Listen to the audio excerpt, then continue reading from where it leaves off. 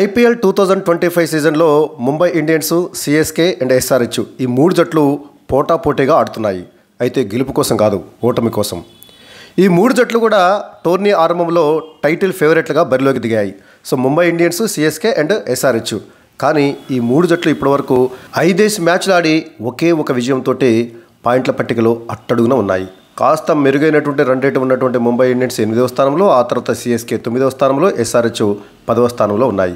Tourney ప్రారంభంలో ఎవ్వరు కూడా ఊహించలే ఈ మూడు జట్లు, టైటిల్ ఫేవరెట్లు అయినటువంటి ఈ మూడు జట్లు పాయింట్ల పట్టికలో అట్టడుగున ఉంటాయని. నిన్న అంటే మంగళవారం నాడు పంజాబ్ కింగ్స్తో జరిగినటువంటి మ్యాచ్లో చెన్నై సూపర్ కింగ్స్ ఓడిపోయింది. ఈ మ్యాచ్లో తొలుత బ్యాటింగ్ చేసినటువంటి పంజాబ్ కింగ్స్ నిర్ణీత 20 ఓవర్లలో 6 వికెట్ల నష్టానికి 219 పరుగులు చేసింది. అనంతరం చెన్నై 5 వికెట్ల నష్టానికి 201 పరుగులు మాత్రమే చేసి ఓటమి పాలైంది. సెంచరీతోటి పంజాబ్ విజయంలో కీలక పాత్ర పోషించినటువంటి యువ బ్యాటర్ ప్రియాంష్ ఆర్యకు player of the match award లభించింది. ఇక ఈ మ్యాచ్లో టాస్ గెలిచినటువంటి పంజాబ్ కింగ్స్ కెప్టెన్ శ్రేయస్ అయ్యర్ తొలుత బ్యాటింగ్ ఎంచుకున్నాడు. అయితే ఆ జట్టు టాప్ ఆర్డర్తో పాటు మిడిల్ ఆర్డర్ ప్లేయర్లు కూడా దారుణంగా విఫలమయ్యారు. ప్రభుసిమ్రన్ సింగ్ డకౌట్ అయితే శ్రేయస్ అయ్యర్ 9 పరుగులకు, మార్కస్ స్టోయినిస్ 4 పరుగులకు, నేహాల్ వధేరా 9 పరుగులకు, గ్లెన్ మ్యాక్స్వెల్ 1 పరుగు మాత్రమే చేసి త్వరగా అవుట్ అయ్యారు. దీంతో పంజాబ్ 83 పరుగులకే 5 కీలక వికెట్లు కోల్పోయింది. అయితే ఒకవైపు వికెట్లు టపటపా రాలిపోతున్నా మరొక వైపు ఓపెనర్గా వచ్చినటువంటి 24 ఏళ్ల ప్రియాంష్ ఆర్య అదరగొట్టాడు. 39 బంతుల్లోనే 3 అంకెల స్కోర్ను అందుకొని ఐపీఎల్ చరిత్రలో రెండో వేగవంతమైనటువంటి సెంచరీ కొట్టిన భారత ప్లేయర్గా నిలిచాడు ప్రియాంష్ ఆర్య. ఇక చివర్లో శశాంక్ సింగ్ 36 బంతుల్లో 52 పరుగులు, మార్కో ఎన్సన్ 19 బంతుల్లో 34 పరుగులు చేసి రాణించడంతో పంజాబ్ కింగ్స్ నిర్ణీత 20 ఓవర్లలో 6 వికెట్ల నష్టానికి 219 పరుగుల భారీ స్కోర్ చేసింది. చెన్నై సూపర్ కింగ్స్ యొక్క ఫీల్డింగ్ తప్పిదాలు కూడా పంజాబ్ ఈ భారీ స్కోర్ చేసేందుకు దోహదపడ్డాయి.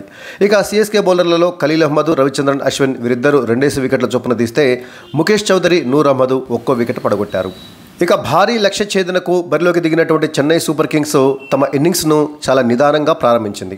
ఓపెనర్లు రచిన్ రవీంద్ర, డెవన్ కాన్వే ఆచితూచి ఆడటంతో పవర్ ప్లేలో సిఎస్కే వికెట్ నష్టపోకుండా 59 పరుగులు మాత్రమే చేసింది. సో 200కు పైగా పరుగుల విజయ లక్ష్యాన్ని ఛేదించేటటువంటి క్రమంలో మరి ఆ పవర్ ప్లేలో కనీసము 70-80 పరుగులు చేయాల్సింది కేవలం 59 పరుగులు మాత్రమే చేసింది. ఆ వెంటనే రంగంలోకి దిగినటువంటి మ్యాక్స్వెల్ రచిన్ రవీంద్రను స్టంప్అవుట్గా పెవిలియన్కు చేర్చాడు. ఆ తర్వాత క్రీజులకు వచ్చినటువంటి సిఎస్కే కెప్టెన్ రుతురాజ్ గైక్వాడ్ కేవలం 1 పరుగు మాత్రమే చేసి లాగి ఫెర్గూసన్ బౌలింగ్లో అవుట్ అయ్యాడు. ఈ పరిస్థితుల్లో శివన్ దూబే, డెవన్ కాన్వే వీరిద్దరు కలిసి ఇన్నింగ్స్ను నడిపించారు. ఈ ఇద్దరు భారీ సిక్సర్లతోటి విరుచుకుపడటంతో సిఎస్కే స్కోరు ఒక దశలో పరుగులెత్తింది. అయితే దూకుడుగా ఆడుతున్నటువంటి శివన్ దూబేను ఫెర్గూసన్ క్లీన్ బౌల్డ్ చేసి 3వ వికెట్కు నమోదైన 83 పరుగుల భాగస్వామ్యానికి తెరదించాడు. ఆ తర్వాత క్రీజులోకి ధోని వచ్చాడు. ఈసారి ధోని కాస్త ముందుగా అంటే 5వ స్థానంలోనే బ్యాటింగ్కి వచ్చాడు. ఇక హాఫ్ సెంచరీ తోటి ఆడుతున్నటువంటి డెవాన్ కాన్వే మరి భారీ షాట్లో ఆడేందుకు ఇబ్బంది పడి చివరికి రిటైర్డ్ అవుట్గా వెనుదిరిగాడు. సో గతంలో అంతకుముందు ముంబై ఇండియన్స్లో మనకి తిలక్ వర్మను రిటైర్డ్ అవుట్గా వెనక్కి పంపారు కదా పరుగులు చేయడానికి ఇబ్బంది పడుతున్న సమయంలో. ఇప్పుడు సిఎస్కే కూడా డెవాన్ కాన్వేను రిటైర్డ్ అవుట్గా వెనక్కి పిలిచింది. సో ధోని 3 సిక్సర్లతోటి ఆశలు రేపినప్పటికీ పంజాబ్ బౌలర్లు అవకాశం ఇవ్వలేదు. చివరి ఓవర్లో సిఎస్కే విజయానికి 28 పరుగులు అవసరం కాక తొలి బంతికే ధోని అవుట్ అయ్యాడు. దీంతో పంజాబ్ విజయము లాంఛనమైంది. జడేజా ఒక భారీ సిక్సర్ కొట్టినప్పటికీ ఫలితం లేకుండా పోయింది. సిఎస్కే బ్యాటింగ్ యొక్క అప్రోచ్ దూకుడుగా లేకపోవడమే ఆ జట్టు పతనాన్ని శాసించింది. ఈ మ్యాచ్లోనే కాదు గత మ్యాచ్లలో కూడా సిఎస్కే చేతిలో వికెట్లు ఉన్నప్పటికీ వేగంగా ఆడలేక మరి పరుగుల పోరులో చతికిలపడిపోయింది. సో సిఎస్కే బ్యాటర్లలో వేగంగా ఆడేటటువంటి ఫైర్ లేకపోవడం వల్లనే వరుసగా మ్యాచ్లను ఓడిపోతుంది. చాలా సమయం పాటు అంటే దాదాపు 49 బంతుల పాటు ఆడినటువంటి కాన్వే మరి కాస్త వేగంగా ఆడి ఉంటే మరి సిఎస్కే పరిస్థితి వేరుగా ఉండేదే. మొత్తంగా డెవాన్ కాన్వే 69 పరుగులు చేసి రిటైర్డ్ అవుట్గా వెనుదిరిగాడు. ఆ తర్వాత శివన్ దుబే 27 బంతుల్లో 42 పరుగులు, ధోని 12 బంతుల్లోనే 27 పరుగులు చేసి కాస్త రాణించినప్పటికీ ఆ వేగం అనేది అంటే పరుగులు చేసే వేగం అనేది సిఎస్కే విజయానికి సరిపోలేదు. దాంతో సిఎస్కే నిర్ణీత 20 ఓవర్లలో 5 వికెట్ల నష్టానికి 201 పరుగులు మాత్రమే చేసి 18 పరుగుల తేడాతో ఓటమి పాలైంది. ఇక స్కోర్ బోర్డు చూసినట్లయితే టాస్ గెలిచి మొదట బ్యాటింగ్ చేపట్టేటువంటి పంజాబ్ కింగ్స్ నిర్ణీత 20 ఓవర్లలో 6 వికెట్ల నష్టానికి 219 పరుగులు చేసింది. ఒకవైపు వరుసగా వికెట్లు కోల్పోతున్నప్పటికీ మరొక వైపు ఓపెనర్ ప్రియాంష్ ఆర్య 42 బంతుల్లో 7 ఫోర్లు ఏకంగా 9 సిక్సర్లతోటి 103 పరుగులు చేశాడు. చివరికి నూర్ అహ్మద్ బౌలింగ్లో విజయశంకర్కి క్యాచ్ ఇచ్చి అవుట్ అయ్యాడు ప్రియాంష్ ఆర్య.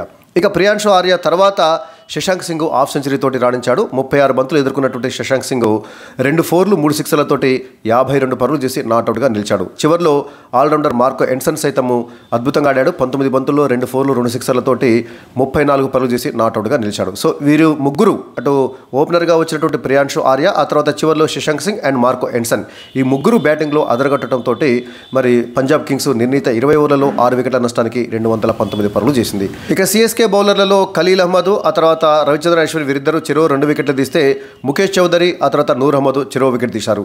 అయితే రవీంద్ర జడేజా వికెట్లు తీయకపోయినప్పటికీ 3 ఓవర్లలో కేవలం 18 పరుగులు మాత్రమే ఇచ్చి పరుగులను బాగా కట్టడి చేశారు. ఇక మిగతా బౌలర్లందరూ కూడా భారీగా పరుగులు సమర్పించుకున్నారు.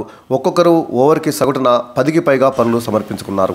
ఇక తర్వాత 220 పరుగుల భారీ విజయ లక్ష్యంతో బరిలోకి దిగినటువంటి సిఎస్కేకు ఓపెనర్లు రచిన్ రవీంద్ర, డెవాన్ కాన్వే అద్భుతమైనటువంటి ఆరంభాన్ని ఇచ్చారు. వీరిద్దరూ కలిసి తొలి వికెట్కు 40 బంతుల్లో 61 పరుగులు జోడించినప్పటికీ ఆ వేగం అయితే సరిపోలేదు. సో రచిన్ రవీంద్ర 23 బంతుల్లో 6 4లతోటి 36 పరుగులు చేస్తే డెవాన్ కాన్వే 49 బంతుల్లో 6 4లు 2 6లతోటి 69 పరుగులు చేసి చివరికి వేగంగా పరుగులు చేయలేక రిటైర్డ్ అవుట్ అయ్యాడు. ఇక శివన్ దుబే 27 బంతుల్లో 3 4లు 2 6లతోటి 42 పరుగులు చేస్తే ధోని 12 బంతులు ఎదుర్కొని 1 4 3 6లతోటి 27 పరుగులు చేశారు. సో వీళ్ళు రాణించినప్పటికీ కావాల్సినంత వేగంగా ఆడలేకపోవడంతో సిఎస్కే ఓటమి పాలైంది. సో డెవాన్ కాన్వే 69 పరుగులు, శివన్ దుబే 42 పరుగులు, ఆ తర్వాత రచిన్ రవీంద్ర 36 పరుగులు, ధోని 27 పరుగులు చేసినప్పటికీ వేగంగా ఆడలేకపోవడం వల్ల పరుగులు పోరులో వెనుకబడిపోయి సిఎస్కే 18 పరుగుల తేడాతోటి ఓటమి పాలైంది. ఇక పంజాబ్ బౌలర్లలో లోకీ ఫర్గ్యూసన్ 2 వికెట్లు తీస్తే మ్యాక్స్వెల్ 1 వికెట్, ఎస్ ఠాగూర్ మరొక వికెట్ పడగొట్టారు. సో మొత్తంగా చూసినట్లయితే పంజాబ్ బౌలర్లు పర్వాలేదనిపించారు. సో యజ్వేంద్ర చహాల్ వికెట్లు పడగొట్టకపోయినప్పటికీ 1 ఓవర్లో 9 పరుగులు ఇచ్చి పరుగులను నియంత్రించడం జరిగింది. ముఖ్యంగా గ్లెన్ మ్యాక్స్వెల్ 2 ఓవర్లలో కేవలము 11 పరుగులు మాత్రమే ఇచ్చి రాణించాడు. సో మొత్తంగా పరుగుల పోరులో వేగంగా ఆడలేక ఆ ఫైర్ లేక చెన్నై సూపర్ కింగ్స్ ఓటమి పాలైంది. ఇక ఈ గెలుపుతోటి పంజాబ్ కింగ్స్ మొత్తం ఆడినటువంటి 4 మ్యాచ్లలో 3వ విజయంతో 6 పాయింట్లు సాధించి మరి పాయింట్ల పట్టికలో 4వ స్థానానికి చేరింది. ఇక ఈ ఓటమితోటి సిఎస్కే 9వ స్థానంలోనే కొనసాగుతుంది. ముంబై ఇండియన్స్, తర్వాత Chennai super kings, sunrisers Hyderabad, ఈ 3 జట్లు కూడా పోటాపోటీగా ఓడిపోయి ఆడినటువంటి 5 మ్యాచ్లలో తలా 4 మ్యాచ్లు ఓడిపోయి పాయింట్ల పట్టికలో అట్టడుగున ఉంటే, మరోవైపు లక్నో సూపర్ జెయింట్స్ కానీ, ఆ తర్వాత పీబీకేఎస్ పంజాబ్ కింగ్స్ కానీ, తర్వాత ఆర్సీబీ కానీ, తర్వాత జీటీ కానీ, ఆ తర్వాత ఢిల్లీ క్యాపిటల్స్, ఇవన్నీ కూడా తలా 3 విజయాలతోటి పాయింట్ల పట్టికలో టాప్లో ఉన్నాయి. అయితే ఢిల్లీ క్యాపిటల్స్ 3 మ్యాచ్లు ఆడితే 3 మ్యాచ్లలోనూ విజయం సాధించి 6 పాయింట్లతోటి మరి మెరుగైనటువంటి నెట్ రన్ రేట్ ఆధారంగా పాయింట్ల పట్టికలో అగ్రస్థానంలో ఉంటే, జీటీ గుజరాత్ టైటన్స్ 4 మ్యాచ్లలో 3 గెలుపులు 1 ఓటమితోటి పాయింట్ల పట్టికలో 2వ స్థానంలో కొనసాగుతుంది. ఢిల్లీ క్యాపిటల్స్కి ఇప్పటివరకు ఈ టోర్నీలో ఓటమి అనేది ఎదురుకాలేదు. ఆడిన 3 మ్యాచ్లలోనూ గెలిచింది. ఇక 2, 3, 4 స్థానాలలో ఉన్నటువంటి గుజరాత్ టైటన్స్, ఆర్సీబీ, పీబీకేఎస్ తలా 4 మ్యాచ్లు ఆడి 3 విజయాలు, ఒక్కొక్క ఓటమితోటి 6 పాయింట్లు సాధించి మెరుగైన నెట్ రన్ రేట్ ఆధారంగా గుజరాత్ టైటన్స్ 2వ స్థానంలో, ఆర్సీబీ 3వ స్థానంలో, పీబీకేఎస్ 4వ స్థానంలో ఉన్నాయి. ఇక ఎల్జీ అంటే లక్నో సూపర్ జెయింట్స్ 5 మ్యాచ్లు ఆడి 3 విజయాలు 2 ఓటములతోటి మొత్తంగా 6 పాయింట్లతోటి పాయింట్ల పట్టికలో 5వ స్థానంలో కొనసాగుతుంటే, కేకేఆర్ 5 మ్యాచ్లు ఆడి 2 విజయాలు 3 పరాజయాలతోటి మొత్తం 4 పాయింట్లు సాధించి మరి పాయింట్స్ టేబుల్లో 6వ స్థానంలో, రాజస్థాన్ రాయల్స్ 4 మ్యాచ్లలో 2 విజయాలు 2 ఓటములతోటి మరి 4 పాయింట్లు సాధించి పాయింట్ల పట్టికలో 7వ స్థానంలో కొనసాగుతున్నాయి. మొత్తంగా టాప్లో ఉన్నటువంటి జట్లు పోటాపోటీగా మరి పైకి ఎగబాకటానికి ప్రయత్నిస్తుంటుంటే, బాటంలో ఉన్నటువంటి ముంబై ఇండియన్స్, సిఎస్కే, తర్వాత సన్ రైజర్స్ హైదరాబాదు పోటాపోటీగా ఓడిపోయి అట్టడుగు స్థానం కోసం పోటీ పడుతున్నాయి.